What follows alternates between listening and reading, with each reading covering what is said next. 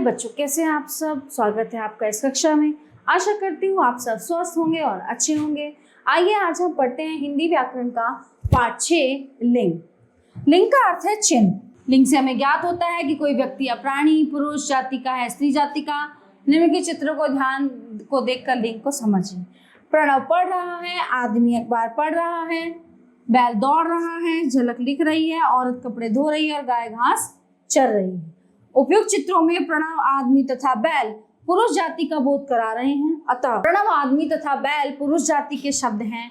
झलक औरत गाय स्त्री जाति का बोध करा रहे हैं। अतः झलक औरत गाय स्त्री जाति के शब्द। ओके, इस प्रकार शब्द के जिस रूप से उसके पुरुष या स्त्री होने का पता चलता है उसे लिंग कहते हैं।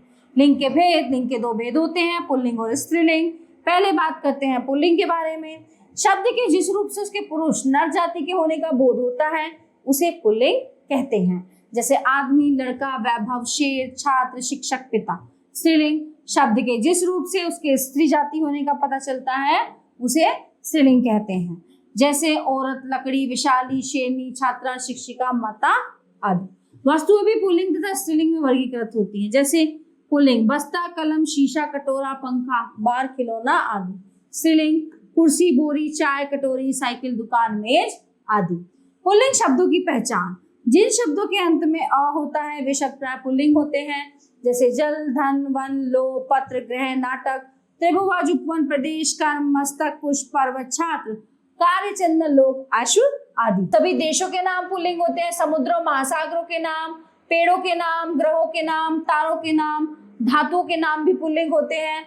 ठीक है, महाद्वीपों के नाम, पहाड़ों के नाम, महीनों के नाम और यह त्वा, पन, पा प्रत्यय वाले शब्द पुल्लिंग होते हैं। जैसे पशुत्व, मनुष्यत्व, आकड़पन, लड़कपन, बुढ़ापा, मोटापा आदि। अब स्त्रीलिंगों की शब्दों की पहचान। भाषाओं, बोलियों तथा लिपियों के नाम स्त्रीलिंग होते हैं। जैसे भाषा, बोली हिंदी भाषा है, हिंदी, संस्कृत, अंग्रेजी, बोली ब्रज सिंधी राजस्थानी और लिपि रोमन देवनागरी गुरमुखी। झीलों के नाम स्त्रीलिंग होते हैं। जैसे वूलर, पुष्कर, मानसरोवर। अकारण, तत्सम शब्द, नदियों के नाम, तिथियों के नाम, टा, वट और हट, है ना, से समाप्त होने वाली भाववाचक संज्ञाएं स्त्रीलिंग होती हैं। जैसे झंझट, लिखावट, गिरावट, आहट, मुस्कुराहट आदि। तो इसी प्रकार ता, आई और आज से समाप्त होने वाली भाववाचक संज्ञाएं स्त्रीलिंग होती हैं। जैसे मधुरता, वीरता, मित्रता, लिखाई, सिलाई, अच्छाई, मिठाई, खटास आदि। ई और ई से समाप्त होने वाले शब्द प्राय स्त्रीलिंग होते हैं। जैसे शांति, विधि, निधि, तिथि, नदी, पृथ्वी, शताब्दी आदि।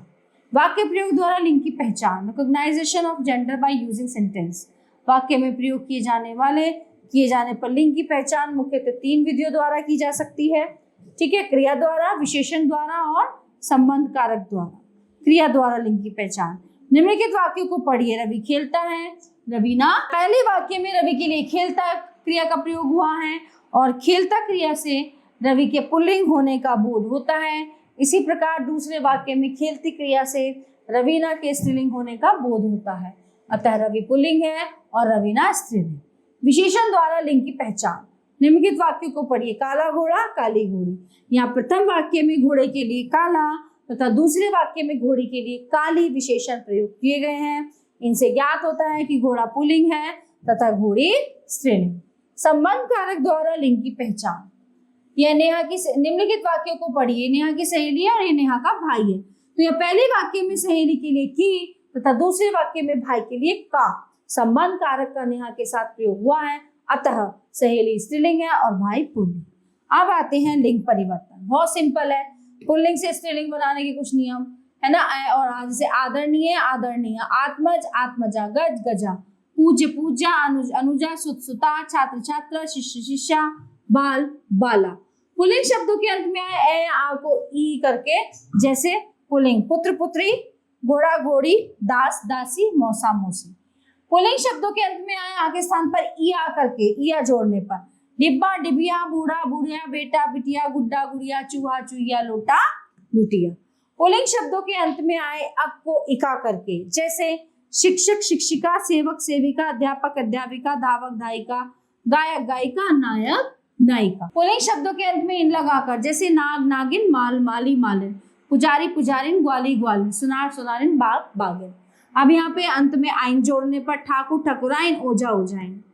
पुल्लिंग शब्दों के अंत में आए ता को त्री करके, जैसे नेता नेत्री, कर्ता कर्त्री, अभिनेता अभिनेत्री, दाता दात्री, विधाता विधात्री, भर्ता भर्तृ। पुल्लिंग शब्दों के अंत में नी लगा, जैसे मास्टर मास्टरनी, रीछ रीछनी, शेर शेरनी, जाट जाटनी, मोर मोरनी, भील भीलनी। पुल्लिंग शब्दों के अंत में आनी लगाकर, जैसे जेठ जेठानी, मेहतर मेहतरानी, नौकर नौकरानी, राजपूत राजपूतानी, देवर देवरानी। पुल्लिंग शब्दों के अंत में ईनी लगाकर, हंस हंसिनी, यशस्वी यशस्विनी, स्वामी स्वामिनी, तपस्वी तपस्विनी, हाथी हथनी, अभिमानी अभिमानिनी। विशेष, कुछ पुल्लिंग शब्दों के स्त्रीलिंग रूप बिल्कुल भिन्न होते हैं, जैसे वीर वीरांगना, राजा रानी, सम्राट साम्राज्ञी, भाई बहन, मर्द औरत, ससुर सास, नर मादा, विद्वान विदुषी, बाप माँ, पुरुष स्त्री, वर वधु, पति पत्नी इत्यादि। ठीक है, तो ये था हमारा पाठ लिंग, जो यहाँ पे समाप्त होता है। आशा करती हूँ ये पाठ आपको बहुत अच्छे से समझ आया होगा। मिलते हैं अगली कक्षा में। धन्यवाद।